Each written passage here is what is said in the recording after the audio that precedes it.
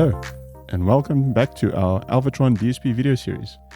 This is part 5, and in today's video, we will be taking a look at how to configure and set up the AutoMixer in the DSPs.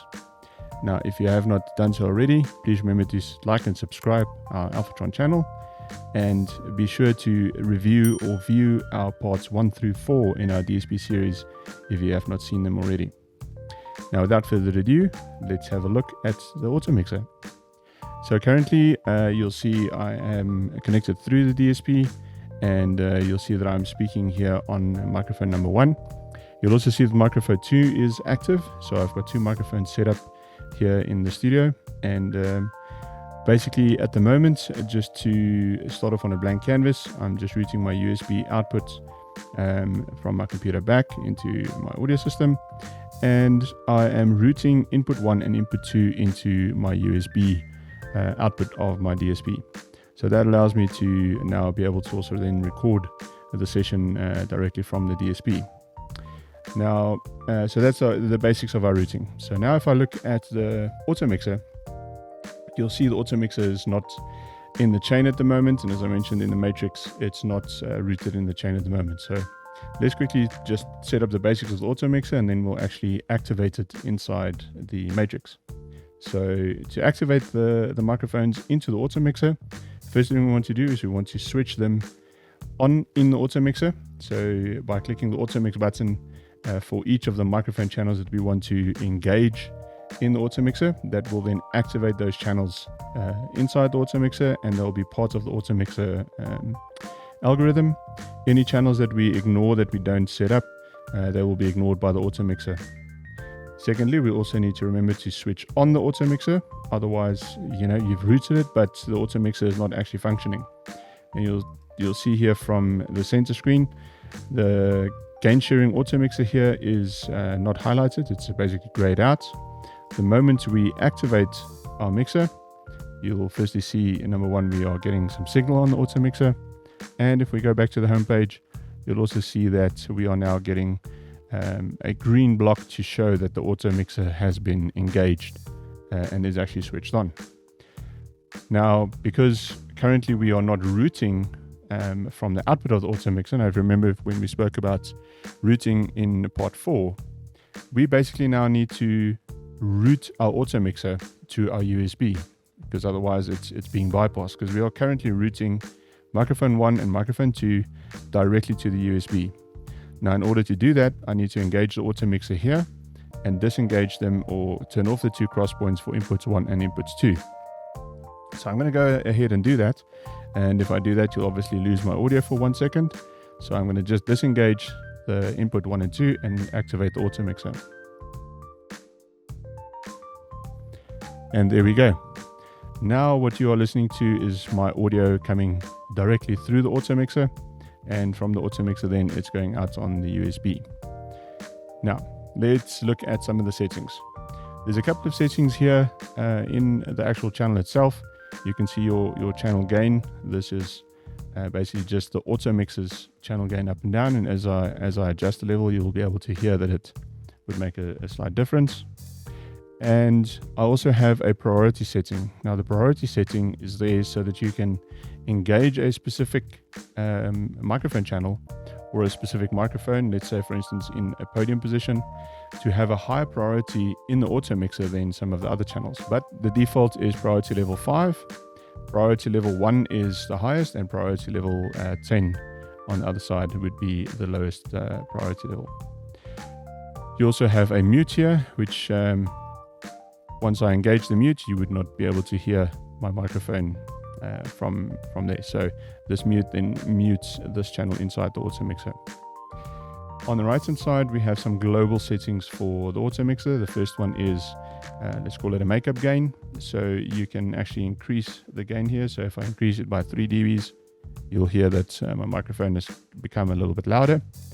And we'll just replace that back. So that is an overall gain of the output of the AutoMixer. So it will increase your output gain of the AutoMixer.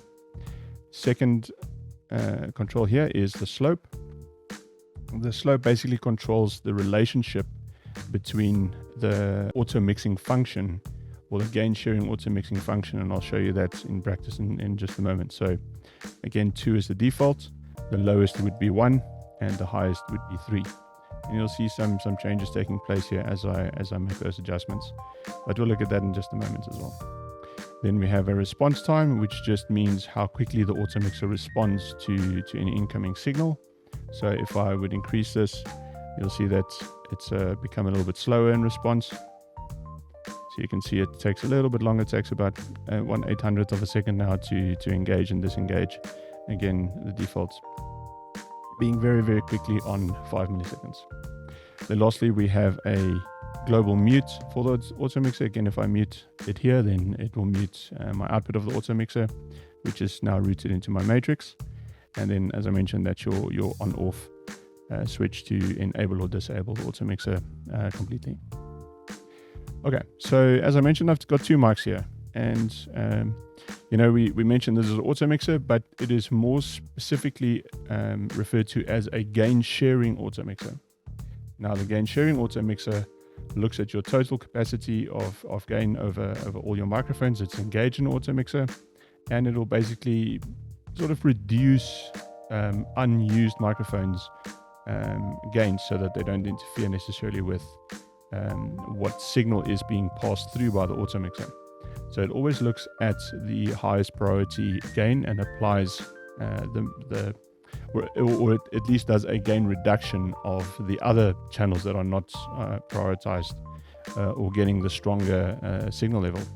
So just to demonstrate that, if I actually just turn over and I move to microphone number 2, you'll see that now microphone number 1 is actually reducing its output, and microphone 2 is showing that its output is full.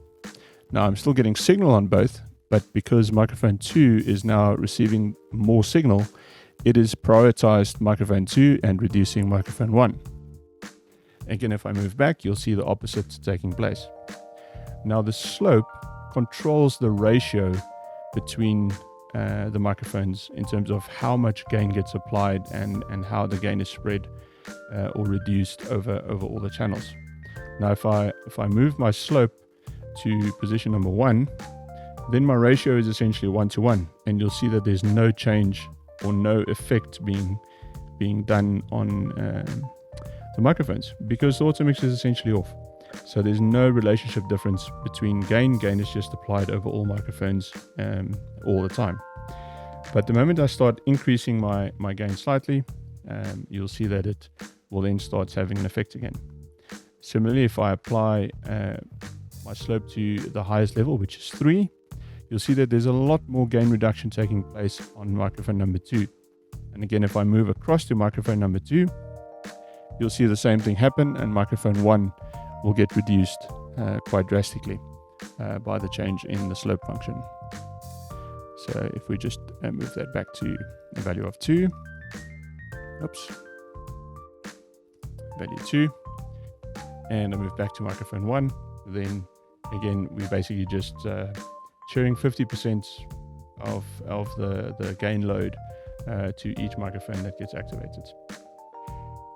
Now, as I mentioned, the response time here will change how quickly gain is applied or how much or how quickly it responds to the changes in gain. So if I just move it up to 100 milliseconds, you'll see that the response is a little bit slower there. And that would be a good, nice sort of average to apply. I think anything between 25 and 100 milliseconds for voice applications is a good place to be for the auto sharing mixer to take place, the gain sharing mixer to take place. As I also mentioned, lastly, the priority will take priority based on which microphones are active and which ones have the higher priority in that. So it's a little bit difficult I can say to do that with only one microphone or 2 microphones. But if I were to change this microphone's priority, and if I would just lightly tap on microphone number 2, then you'll see microphone number 1 will always take priority over microphone number 1. Again, if I just balance that out, you'll see that when I lightly touch on microphone number 2, then it basically shares the gain over both microphones. Okay, that is a short overview of the gain sharing AutoMixer on our Alfatron DSPs. If you would like any further information, please be sure to visit us on our website at alfatronelectronics.com. See you soon.